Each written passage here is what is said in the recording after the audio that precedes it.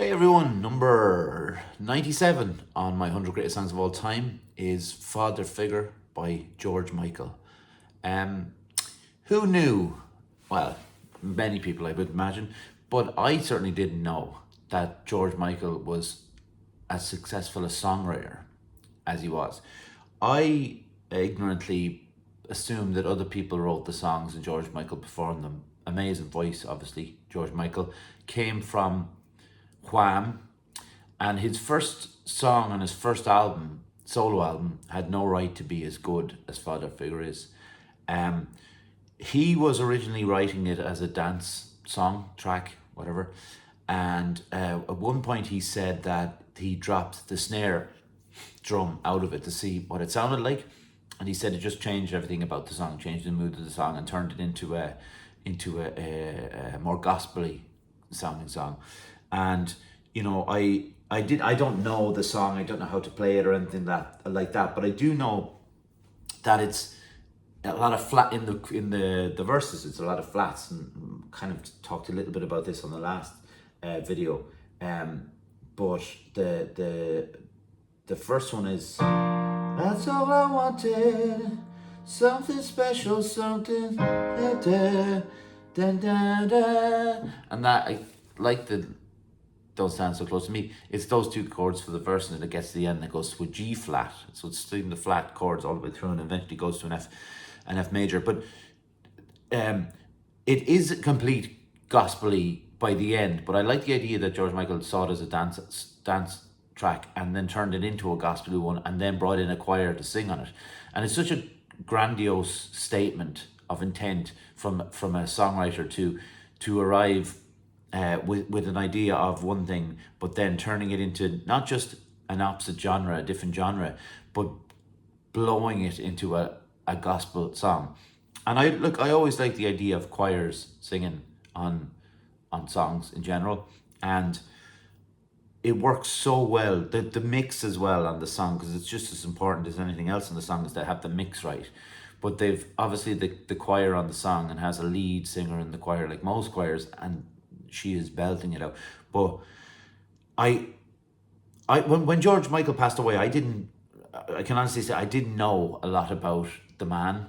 And the more I learned about the man, the more respect I had for him, of what he went through and what he had to go through, and his huge talent. Because I think I was always presented, George Michael was always presented as a big voice, that famous live version of "Don't Let the Sun Go Down on Me" when he did it with Elton John, and when he was at Live Aid, Freddie Mercury's tribute concert, and he did "Somebody to Love," and his voice is outstanding in those, and that's what I believed he was. I believed he was a singer of other people's songs, and I couldn't have been more wrong.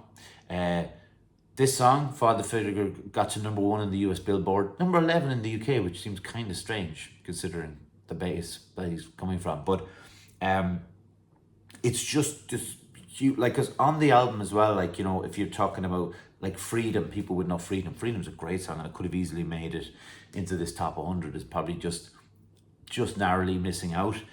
But sometimes it takes a slap to the head, basically, to learn or to stumble upon the fact that this is a George Michael written song, him and him alone. He's the only credit on it as the songwriter, and he played the keyboards on it, he sang on it. And my image, I suppose, of pre Father Figure George Michael was Wham and Club Tropicana and that kind of, and Last Christmas and stuff, which are fine songs, but they're not this. It's hard to find another example of someone who made such a left turn in their career from what might have been considered kind of throwaway. But there's an excellent, you should check it out if you get the chance. It's on YouTube. There's an excellent clip of him reviewing, what is it? Is it a book about Joy Division? I can't remember, but he's on this book panel. I think Morrissey's on it with him, which is, again, strange combination, George Michael and Morrissey.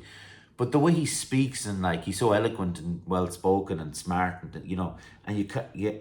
and I'm not denigrating Wham or you know, if people love Wham and if people love boy bands and all that, that's good for them. Like, that's their thing. But it's not my thing at all. But we had these preconceived, or I shouldn't say, but I shouldn't say we, I should say I had these preconceived notions of George Michael from when I was growing up, of him as Wham, and then skip a lot and then get to the Let's Go Outside video and his controversy caught up in a public toilet in Los Angeles. That was my route. So I skipped these huge moments, and he had moments afterwards, but a very caring kind of generous individual, and people who can't seem to just talk like brilliant stuff about him. So obviously, you know, that says a lot for what he did. And I think the first time that I started to kind of appreciate his music was when he did the cover of If by Stevie Wonder, and he did it with Mary J. Blige, and it's a great cover, a really cool video as well. And it was on heavy rotation on MTV at the time, and that's how I got to know it. But Father Figure was a kind of a sneaky one, because I'd obviously heard it somewhere. And then it came up a few years ago on something, and it could have been around the time that he sadly passed away, where, you know, the retrospective ideas in the show, what came before, and what he had done. And by then I still hadn't learned that he had written these songs. Like, he was still a singer of songs. But Father Figure crept in, and there's that amazing thing at the start, his keyboard sound. I can't play it, but it's like do do do do do do do do. It's like a flute sounding effect on a keyboard or a synth, and that's something that could have been in the dance track. You know, that, like, there was probably still elements that he kept. And the idea that he would use it for the dance part, so he might have left little bits in.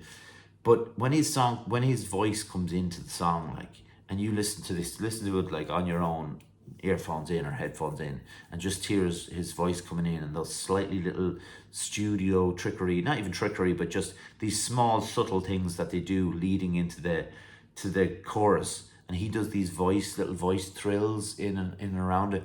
It's just it's a monster, like, of a song, you know. Like, we probably all have the same experience listening to music, where we get this, like, bang in the chest, or this oomph of real, like, excitement, or not always a good thing either. Like, sometimes you get a bad experience listening to music, but when it's something you like and something that's in your wavelength, and it just hits you, it's like you feel it. And I think for me, Father Figures, like, of the songs I've named so far, would be the one where and obviously because it's higher than the others, but there's something just really magical about it, and it's hard hitting. And, you know, on that album, obviously Freedom is such a big song, and it's more upbeat. Well, I shouldn't really say that, but it's more it has more of an appeal to kind of the happier, like, you know, because obviously the idea of freedom in general is going to make you happy. But, like, Father Figure is so life affirming when it reaches those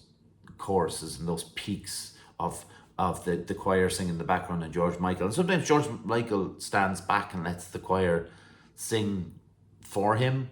And I would imagine sometimes that can be quite difficult for an artist to do, but for the good of the album, or the good of the song or the record, they have to do it, and they have to find that minute. And I think George Michael figured out that on that song, sometimes, I will be your father figure, put your little hand in mine. I will be your preacher, teacher until the end of time. He said so much in that chorus that he didn't need to be the one that pervaded. He didn't need to be the one that delivered that message. It was better delivered by this group of people with these incredible voices. And, like, George Michael would get into any choir, obviously. But I think, you know, when you bring in someone of the quality that we're singing on that song with him, it becomes a different situation altogether. And yeah, it's like, listen, I'll probably say it on most videos, like, if you get the chance, do go away and listen to this. It's an amazing song. And, you know, check out some of his other stuff that you might not know, because there's a Ladies and Gentlemen, I think the compilation is called, that my mom had. Ladies and Gentlemen, George Michael is the name of it, and it's got just a great collection. You mightn't like all of it, but, you know, you're going to know some of it, you're going to not know some of it, but you will go you will come away from it feeling something, and that's all music should be, I suppose. But look, I'm waffling here a little bit, but yeah, Father Figure, incredible song. Thank you for watching. Be back soon. Bye.